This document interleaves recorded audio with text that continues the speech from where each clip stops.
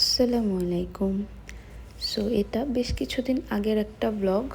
ঈদের কিছুদিন পরের আমার ছেলে স্কুল খুলেছে তখনকার। সো আমি উঠে আমার ছেলেকে এখন রেডি করব, ওকে স্কুলে নিয়ে যাব। এই যে ওকে স্কুলে নিয়ে যাচ্ছি।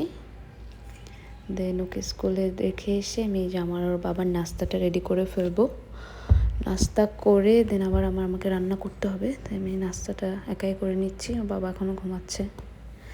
সো যে আমি আজকে একটু কাঁকরোল ভাজি করেছি ছোট চিংড়ি দিয়ে, সাথে আমার ছেলের খুব পছন্দ আমডাল, তাই ওর জন্য একটু আমডাল রান্না করলাম। আর এই যে ডাঁটা আলু দিয়ে চিংড়ি মাছ রান্না করে নিচ্ছি। সো এই যে আমার ছেলেকে স্কুল থেকে পিক করেছি, এখন একটু গ্রোসারি শপিংয়ে যাব ওকে নিয়ে। আমার মেয়ের বার্থডের জন্য কিছু টুকটাক জিনিস লাগবে, বাসারও কিছু জিনিস লাগবে। এই যে ওর পছন্দের চিপস নিচ্ছে কিছু। দেন এখান থেকে একটু বেস্ট বাইয়ের শপেও গিয়েছিলাম।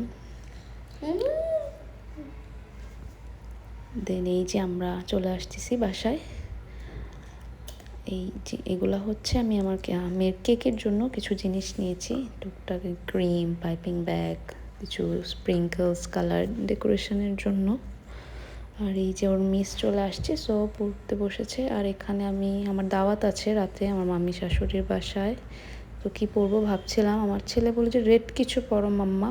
সো এই রেড কালারের একটা গাউন, আনারকলি টাইপের একটা ড্রেস বের করেছি। সো এটার সাথে যে হিজাব মিলিয়ে নিচ্ছি। অ্যান্ড এটার সাথে একটা কি পার্স নিব ভাবছিলাম। দেন একটা পটলি ব্যাগ বের করলাম, এটা অনেক আগে গিফট পেয়েছিলাম বাট পরা হয়নি। সো ভাবলাম এটার সাথে যদিও অত একটা ম্যাচ হচ্ছে না, পরে ফেলি। সো এই যে আমার ছেলের জন্য আমার সাথে ম্যাচ করে একটা শার্ট বের করেছি, ও আমার সাথে ম্যাচিং করে পরতে খুব পছন্দ করে। আমার মেয়ের জন্য আর ম্যাচিং করলাম না, কারণ ও 2-3 দিন ধরে রেড পরে ফেলছে অনেক। আর এই ড্রেসটা ওর ঈদের গিফট ছিল, পরা হয়নি, সো ভাবলাম এটা পরিয়ে দিই। আর এই যে আমিও রেডি হয়ে গিয়েছি।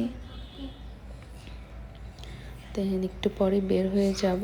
আর এই যেগুলো হচ্ছে আমার মামি শাশুড়ির বাসায়, কারেন্ট চলে গিয়েছিল, সবই ফ্ল্যাশ লাইট দিয়ে ভিডিও করে নিচ্ছিলাম। অনেক কিছু আয়োজন করেছিল, মুরগি, অনেক ধরনের মাছ, গরু, ডিম, শুটকি, কোনো কিছুই বাদ নাই, ভর্তা।